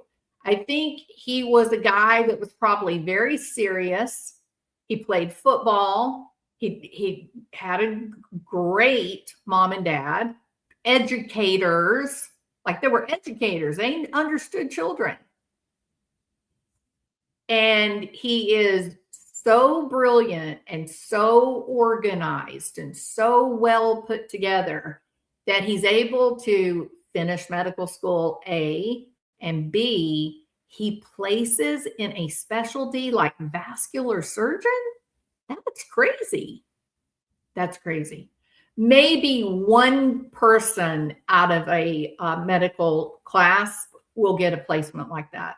Maybe, not even every time. Neurosurgery, vascular surgeon, that's the top of the food chain. And you don't even get those placements every class that graduates. You may not see another neurosurgeon or vascular surgeon internship or residency maybe every 2 or 3 classes that graduate. They're very rare. They're very focused and very serious. They're organized. They are running a tight ship. What happened to him 6 months before the murder? Why did he withdraw from his mom and dad? He had, up until that point, it appears that he was keeping a close connection to his hometown, which is Zanesville, Ohio. He was keeping a close connection. He's going back there. He was visiting. He was seeing people. What happened? Maybe, what? Speculation. Hear me, okay? Maybe there was some abuse of this very, very, very, very powerful chemical, hormone, neurotransmitter. Maybe he was using too much of it and he got very compulsive about everything in my life went wrong when Monique left me. If she hadn't left me, I would have 2 children and a great house. Maybe that's what happened. Maybe. We don't know. We really don't. But I do think these 2 pictures tell a very interesting story that has not yet been revealed in the reporting by people who know, not Lauren, but people who actually know. And, you know, I think it is terrible. I think it's a terrible story all the way around. I think Monique and Spencer, their children, they were robbed. They had a right to live their great life. People loved them. They were doing well. But I also think this man had a right to live his life too. I don't think vascular surgeons come along very often, and I think it's a real shame that this could be another casualty of the drug wars, you know? So the anabolic steroids are highly regulated. That is bad news. Okay, so I'm going to stop there. Let me see. Those tools are already indoctrinated into Lauren by her adjacency to the LDS methodology. And I think you're exactly right. The number of LDS people that come in with their comments and such, they use emotion to try and shame you and mold you and manipulate you into thinking their way. And I'm just laughing and I'm going, sorry, sister, you're going to need to go somewhere else because I am not biting that bait. No, you can take your little emotional abuse crap and go somewhere else. I don't care. I literally am okay with who I am. And I think that I have gone where my YouTube channel is concerned. I think I've learned a lot, and I think I've changed. I think I've had some of my previous beliefs have dramatically changed. I think we need to be really careful when we're doing these stories.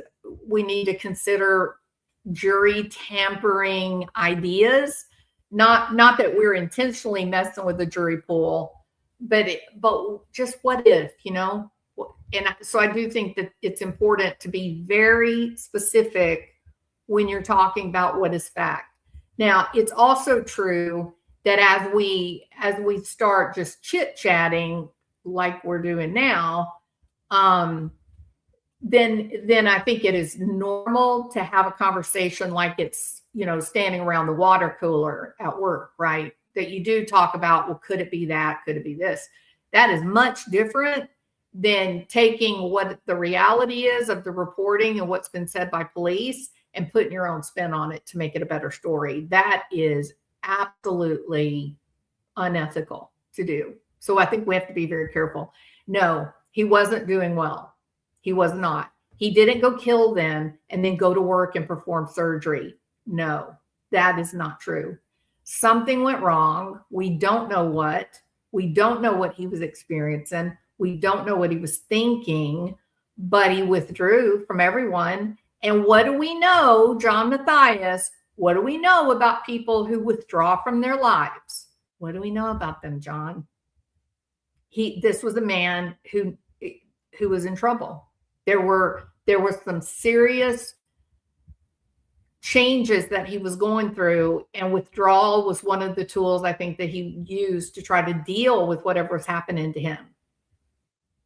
And the anabolic steroid problem might be an explanation.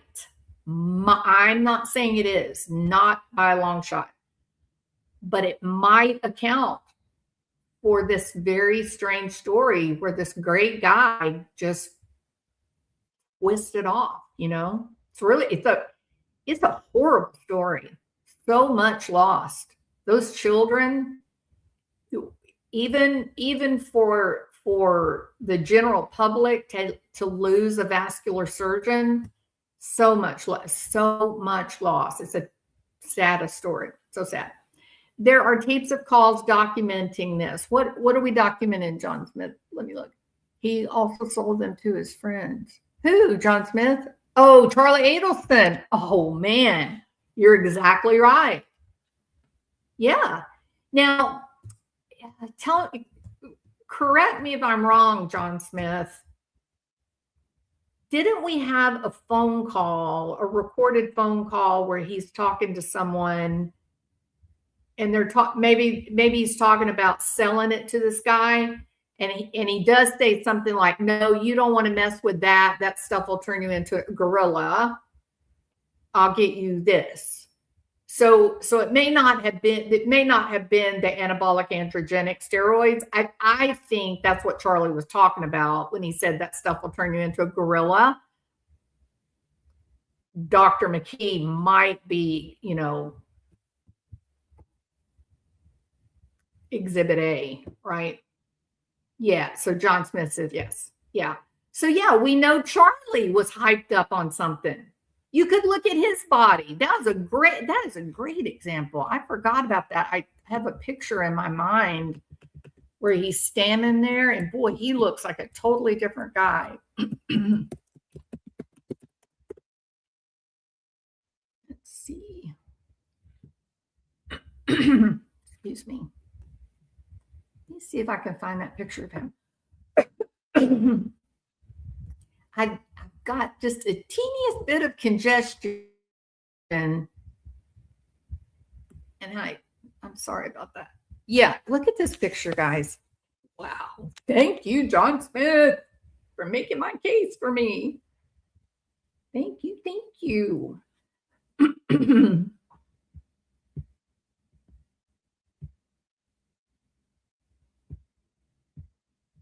Look at this picture of Charlie. Wow, I forgot about this. Wow.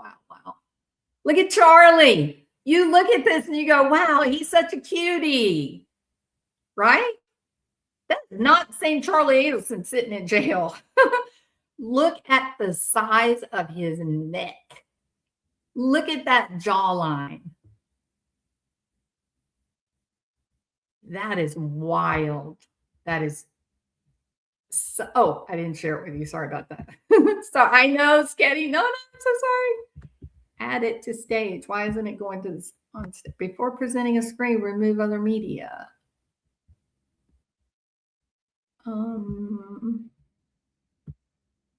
There we go. Look at the size of that guy's neck. Yeah, I'm so glad that you brought Charlie Adelson up. That is a great example. Look at the size of his neck. The slope of his shoulders. Look at that. It looks like a gorilla. Okay. Now let me show you the real Charlie Adelson.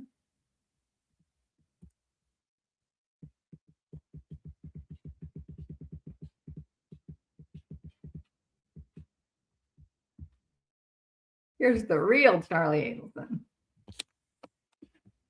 Hold on, I gotta share again. I mean, you're gonna die.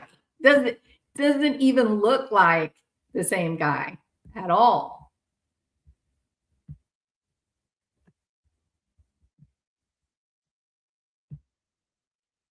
Look at them. That's the real Charlie Adelson. That's what happens when you've spent a couple of years in jail with no anabolic steroids. Wild, right? It's like somehow perhaps, okay, maybe the steroid use, and I'm talking about misusing it. I'm talking about overuse. I'm not talking about properly, the dose specific to your age, all that, if it's medically managed, that is not what I'm talking about. I'm talking about these guys that are just pushing it all day long, just push. Does that have something to do with them kind of being overconfident?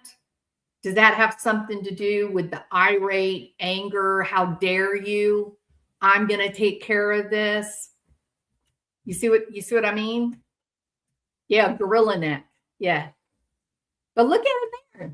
Look at it. Look how soft his chin and jaw line. Little tiny neck. That is the Charlie in his natural state without all that crap, right? And let me quickly. I'm gonna see, because I don't want to leave you guys just sitting there. Well, y'all can sit there and look at Charlie. Hold on a minute, and let me not that shoot. Let me see if I can find Barry Morphew out of jail. This may be a bit harder to find because he's been let out twice now. But let me see.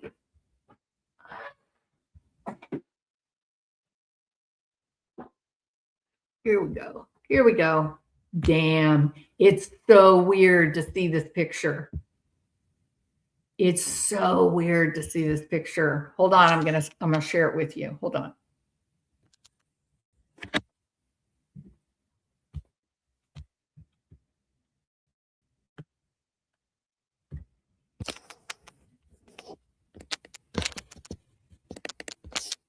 Okay.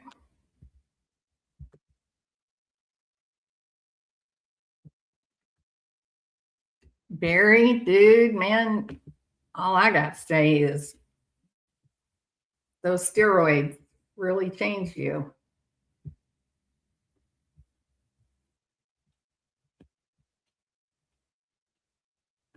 That is Barry without his steroids. Now it's part of a video, so it's hard to really see it very well in this particular picture.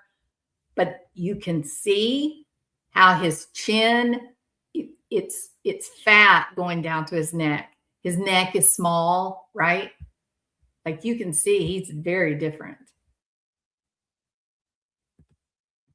So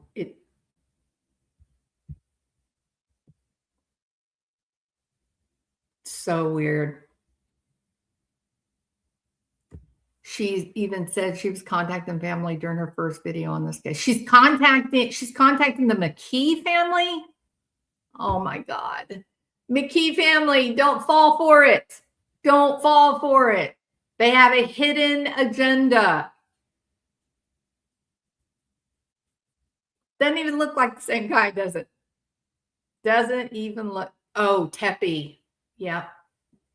Wow. Terrible. Don't fall for it, Teppy family. Don't do it. Yeah, even the McKee family, get the hell out of Dodge. She's coming for y'all, I promise. Yeah, so that's the guy. You know, when you look at him in the pictures, even now or back then when he first got arrested, no resemblance. Also, he doesn't have any boobs, does he? In the pictures afterwards, boy, he developed those steroid boobs. He did. Yep. So I don't know. Is there a pattern? Is this what's happening to these guys, that they just twist off? I don't know. I wrote it on the videos that the brother-in-law has been on. Oh, good. Hopefully he sees it. Hopefully. Yeah.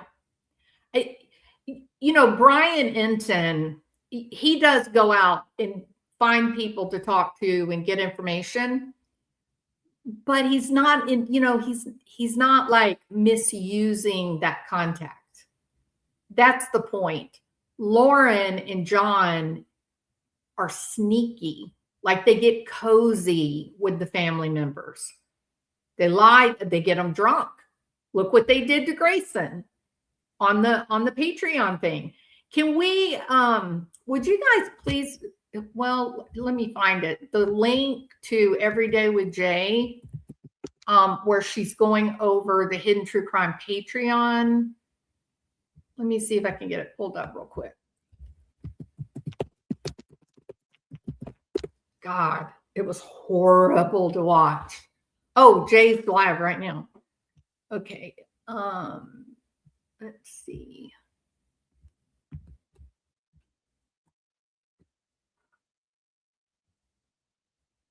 Yeah, this is it right here. It's wild. Hold on. Let me give you the link.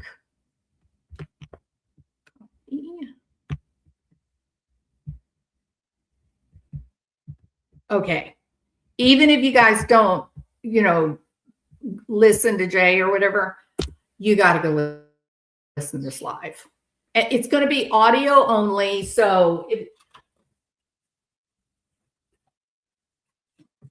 it's audio only. So get your coloring books out, ladies. Okay. It's great to color and listen to the live.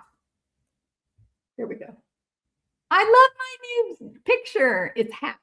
It's antique hats. Isn't that cute?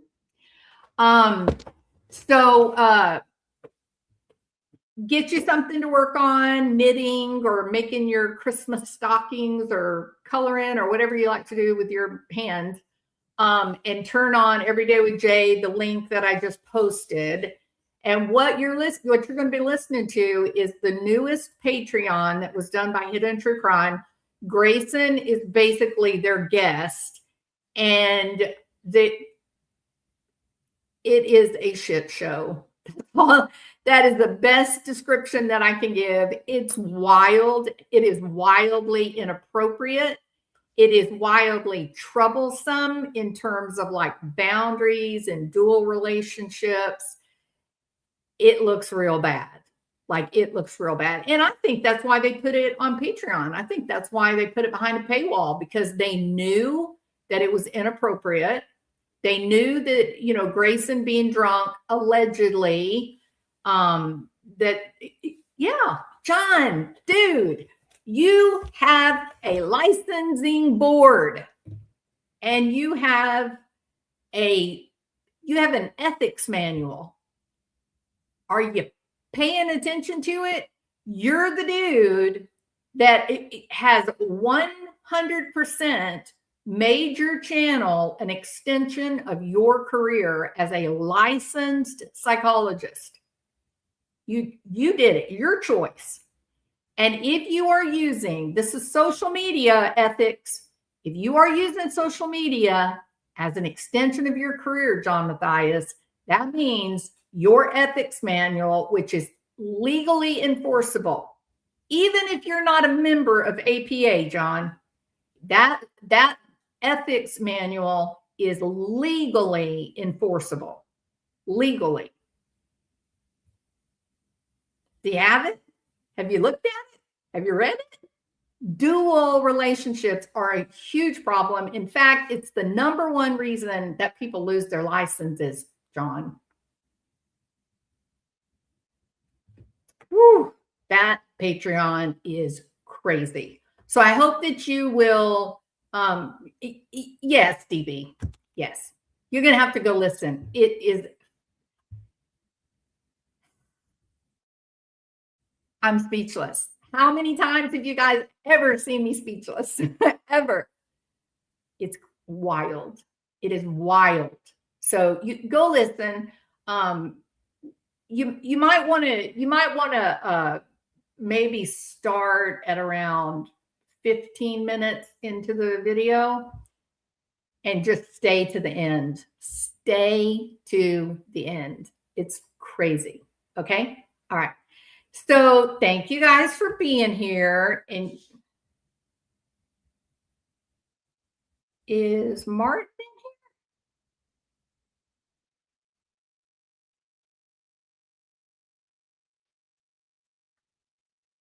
here? I see Cinnamon put Martin. I don't see him. Yeah, they have a hidden agenda, DB. Maybe that's what we should call every video that we do reviewing them, the hidden agenda of HTC. Yeah, hell, that works for me. I'm good. I don't see Martin. Okay. Thank you, John Smith. I'm so glad that you brought up Requiem is Martin. Oh, I know Requiem was Martin Smallwood or a different Martin. That's so funny because I never knew that. I never knew that was Martin. Martian. Okay, I was so confused for a minute there. Okay. Getty is getting into the attention compared to Tepe, which has an arrest now. Yeah. I can see you, Requiem. I see you. But they were saying you were Martin Smallwood. No, I can see you. Not to worry. Okay. I love the name, and I've seen you for a long time. Okay. So, all right. So, just a typo. Okay. So, so we'll keep following this, and I think this is kind of the defining picture. I think we do a disservice to these stories to try to mold them into something that's more Hollywood, screenplay-esque. I think it's a horrible story all by itself, and I think we need to be honest about it. There's simply no way that this guy was completely unraveled and was able to become a vascular surgeon. That is just simply not true. So there was something that happened, something that went wrong that he unraveled. He just walked away from his hometown. He walked away from his family. He quit going to work. He didn't say, I'm leaving my job. He simply did not show up one day. He simply vanished. Something went wrong. That's the actual story. Maybe this comparison here, maybe it tells the story, right? All right. Yeah, what he looks like in the new picture? He looks like Sigfrido from the Charlie Adelson case, or the whole Adelson clan, all of them. Yeah, very strange. Yeah, very odd, very intense, very angry, right? Look at the picture on the right. He just looks normal. Like he just looks like a happy-go-lucky regular guy. That doesn't happen spontaneously. I don't know. Okay, so maybe he gets a brain tumor in a certain location of his brain. Maybe that would explain the aggression, but that doesn't explain the jaw, the neck. There's only one thing that explains that jaw and that neck, people. One thing. Anabolic, androgenic steroids. Right?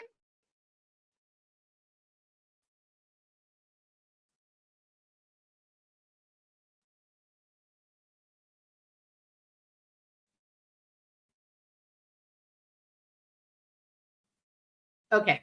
It's getting this. I hope you guys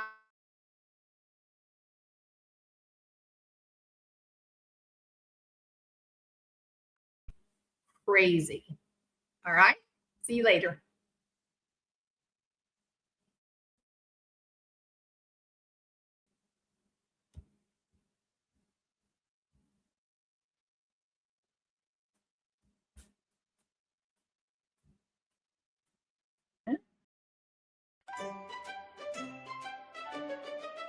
Oh, Lauren, queen of the screen.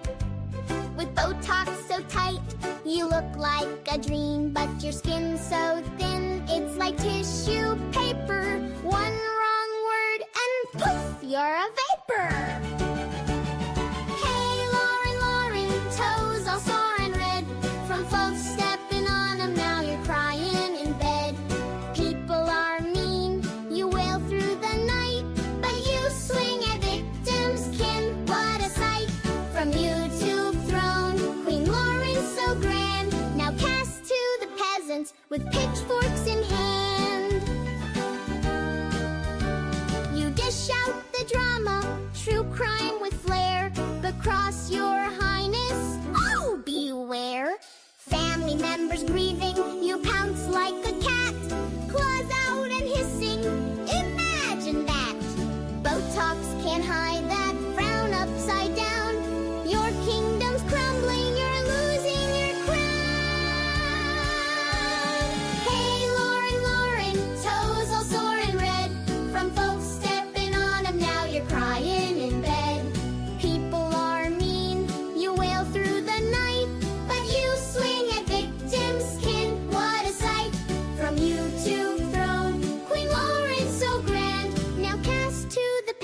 villains with pitchforks in hand.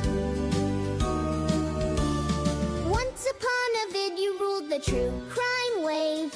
Subs in the millions, oh what a rave. But thin skin and sore toes led to your fall. Now you're scrolling comments, ignored by all. Peasant life calls with no royal decree. Just Botox bills and reality TV. Hey Lauren, Lauren, pack up your crown. The kingdom's evicting, you're heading downtown. Toes still aching, tears on your sheets. But hey, next adventure, true crime on the street.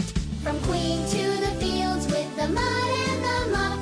Lauren, oh Lauren, next time, better luck. Apologize, Lauren, to victims of our